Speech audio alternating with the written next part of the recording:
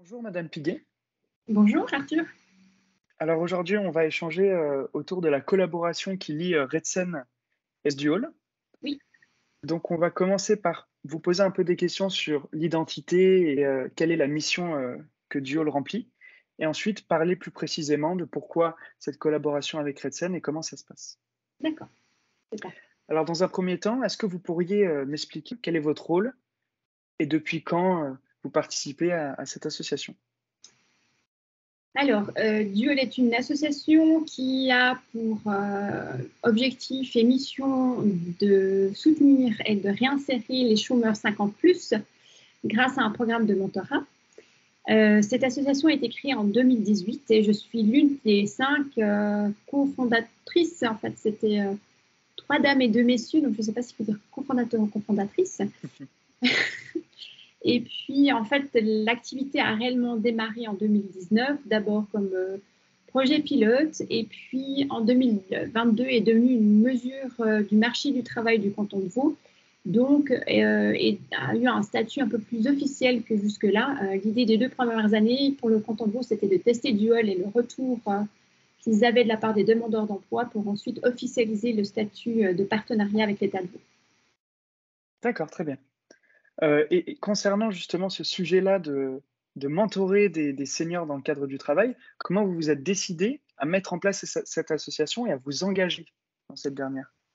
Alors, dans l'historique, les 5 cofondateurs se sont rencontrés dans le cadre d'un programme de formation qui s'appelle le Micro MBA, qui est donné au sein de vraiment 10 formations. Et pour valider cette formation, il n'y a pas d'examen des cours théoriques, mais il faut développer un projet entrepreneurial ou intrapreneurial.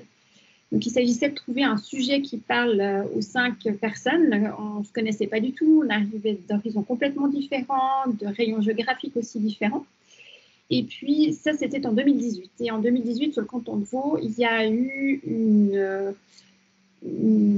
petite polémique, on va le formuler comme ça, au niveau politique, par un conseiller d'État qui était à l'époque Pierre-Yves Maillard, qui a lancé l'idée de créer 1000 postes d'emploi pour les chômeurs de 50 ans et plus, pour leur permettre de retoucher à nouveau les indemnités de chômage.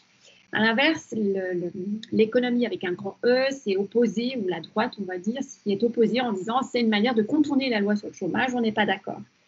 Et là, il y a eu différents échanges dans la presse, dont un de Madame Claudine Amstein, qui est l'ancienne directrice de la Chambre de commerce du canton de Vaud, qui a parlé d'une mesure qui s'appelle Tandem Plus à Saint-Gall, qui propose du mentorat pour les chômeurs 50 plus.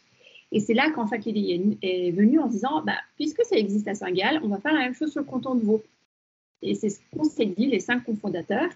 Et en fait, on a démarré comme ça en créant Duol. Et c'est le sujet qui nous a rassemblés, en fait. Alors, pourquoi est-ce qu'il nous a rassemblés? Parce que je pense qu'on était tous plus ou moins proches de la cinquantaine, on va dire ça comme ça, donc concernés par la tranche d'âge.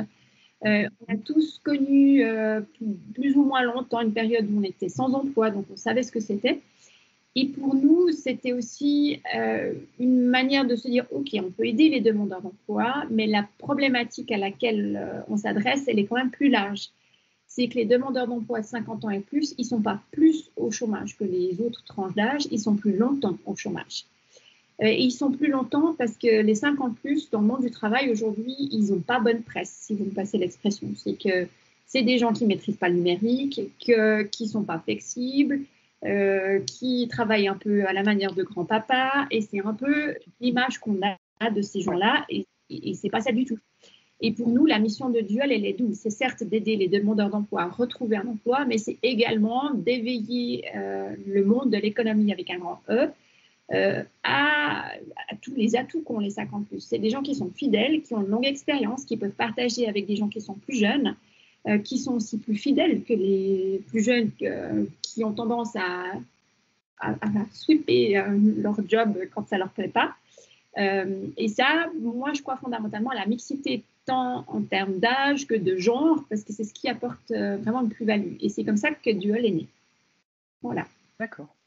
Donc globalement, vous êtes sur le territoire dans le canton de Vaud. Oui, c'est Est-ce que juste. vous souhaitez potentiellement, quelle est votre vision d'un point de vue géographique, étant donné que vous commencez à aider quand même pas mal de personnes? Est-ce que vous avez quelques chiffres à nous donner sur l'association, les différents accompagnements qui ont eu lieu jusqu'à présent? Bien sûr, je peux vous donner quelques chiffres. Donc, vous avez compris qu'on travaille avec des mentors, donc des gens qui sont reconnus comme experts de leur domaine, qui sont aussi des gens bénévoles, donc il faut aussi les remercier parce qu'ils consacrent du temps sans rémunération. Actuellement, on a 102 personnes qui proposent du mentorat gratuitement, donc ça c'est à relever. Jusque-là, on a 212 personnes qui ont pu profiter du programme de Dual, donc 212 demandeurs d'emploi qui ont profité du programme de Dual, avec environ 63% de retour à l'emploi depuis le début du démarrage de Dual. En fait. Ah oui, d'accord. Voilà. Et alors, si par exemple, on souhaite faire appel à votre association, que ce soit en tant que personne qui aimerait être accompagnée ou même en tant que mentor, est-ce qu'il y a un site internet, est-ce qu'il y a un endroit sur lequel les gens peuvent vous contacter? Bien sûr, le point d'entrée pour toute personne, que ce soit demandeur d'emploi ou mentor, c'est duol.ch, donc duol.ch. Et puis là, on a une page demandeur d'emploi et une autre page qui s'appelle mentor. Et puis, suivant votre qualité, ce pourquoi vous vous intéressez à Dual, vous entrez sur une page ou sur l'autre. D'accord. Et en termes d'entreprises collaboratrices, donc comme on l'a précisé tout à l'heure, Redsen a un certain nombre de mentors qui ont déjà accompagné certaines personnes à la recherche d'emploi. Quels sont les différents types d'entreprises qui peuvent venir collaborer avec vous? Quels critères, quelles sont les sélections que vous apportez sur ce sujet-là? Alors, aujourd'hui, je dirais que les critères principaux, c'est d'être vraiment, j'allais dire, motivé. Je ne sais pas si le terme est juste, mais c'est le premier qui me vient à l'esprit par la mission de Dual. Il faut être sensibilisé à la problématique du chômage des 50+. Pour nous, ça, c'est le premier critère. Et puis, il n'y a pas de secteur d'activité porteur où on ne veut pas exclure certains domaines d'activité. Sachant que dans les demandeurs d'emploi, on a principalement des gens qui viennent du domaine tertiaire, donc des services, mais pas seulement. Donc, vous pourriez très bien être une industrie et puis proposer des mentors parce qu'on a aussi des demandeurs d'emploi qui sont dans ce monde-là. Donc, l'idée, c'est de travailler avec les entreprises pour savoir quelles seraient les personnes dans le cadre de l'entreprise qui seraient intéressées à faire du mentorat. Est-ce que c'est plutôt des gens de l'administratif? Est-ce que c'est des gens qui seraient à la production? Est-ce que c'est des gens qui seraient complètement en back-office? Et puis, par rapport à ça, on va discuter avec le ou les responsables de ce programme de mentorat au sein de l'entreprise pour mettre en place une première formation de ces personnes-là et ensuite créer les binômes avec les demandeurs d'emploi. OK. Alors, qu'est-ce que vous pourriez adresser et dire aux chefs d'entreprise qui seraient peut-être hésitants au choix de mettre en place un système de mentorat, de permettre à ces différents collaborateurs de s'engager? Si je dois convaincre un chef d'entreprise d'ouvrir ses portes en mentorat, d'ouvrir la possibilité aux employés d'effectuer du mentorat sur des heures de travail, pour être totalement large, comme le fait Redsen, il y a une vraie plus-value pour le chef d'entreprise parce que le mentorat développe le leadership de l'employé. C'est que si je dois faire du mentorat, je dois apprendre à communiquer clairement, à partager mes expériences. Et quand on manage une équipe, pour moi, c'est ça, c'est plus, on donne plus des ordres comme à l'armée, c'est on doit échanger et puis on doit être capable de communiquer. Et le mentorat permet de développer ces compétences-là. Donc, c'est OK, je perds des heures de travail de mes employés, mais c'est un vrai win-win dans le développement personnel de l'employé. Et de toute façon, le chef d'entreprise va s'y retrouver en termes, OK, il a perdu des heures qu'il n'a pas facturées, mais il va récupérer quelqu'un qui sera plus efficient. D'accord. Et si par exemple vous aviez une anecdote ou un exemple à partager sur l'histoire de l'association, est-ce que vous avez pu vivre à travers cet engagement? Qu'est-ce que vous nous partageriez? Je pense que les plus belles anecdotes, il faut aller les lire sur notre page LinkedIn, c'est les retours qu'on a, tant des mentors que des mentorés. À chaque fois, les personnes partagent l'expérience humaine qu'ils ont vécue. Il y en a des témoignages, franchement, à chaque fois, moi, qui me donnent la chair de poule, parce que c'est une aventure humaine où chacun se découvre. J'ai l'air un peu fleur bleue comme ça, mais ce n'est pas du tout le cas.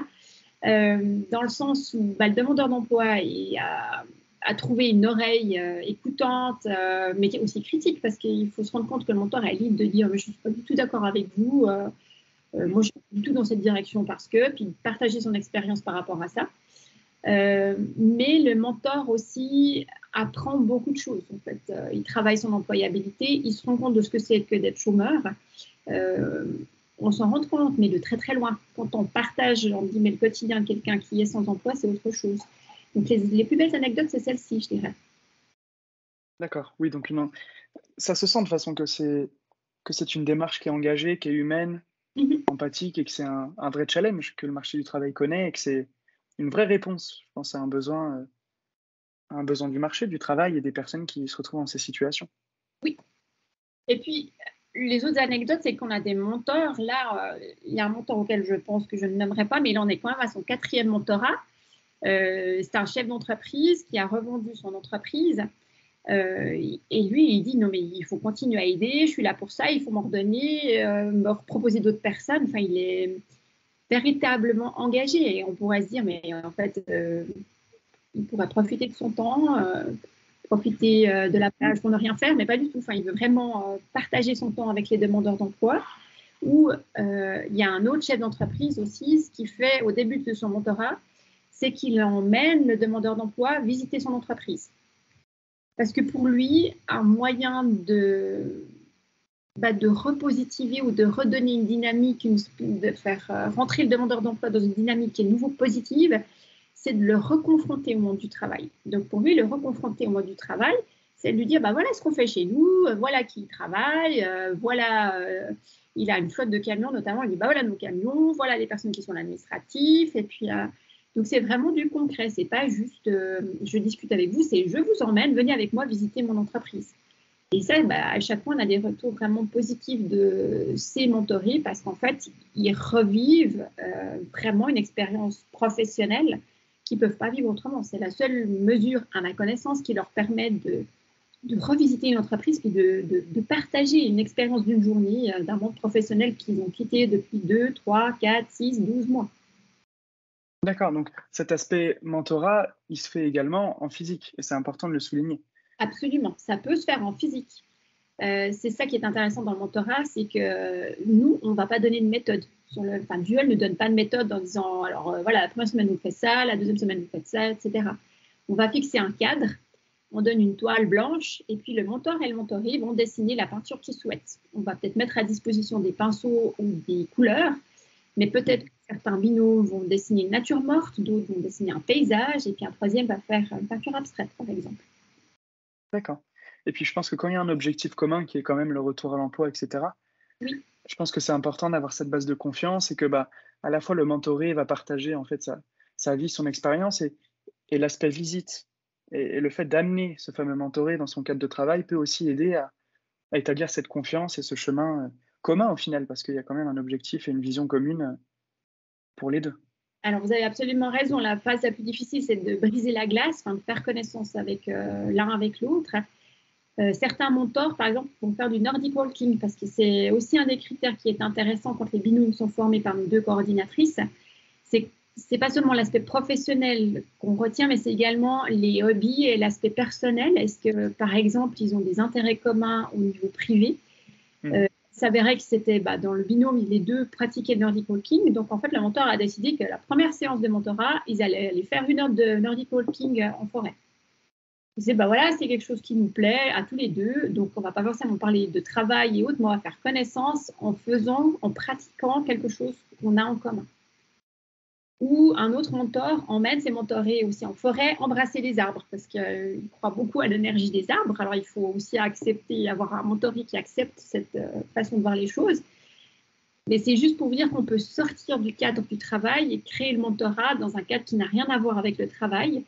L'idée, c'est juste de créer un climat de confiance pour aider le mentoré à partager ses expériences et des convenus et être prêt à écouter ce que va lui dire le mentor.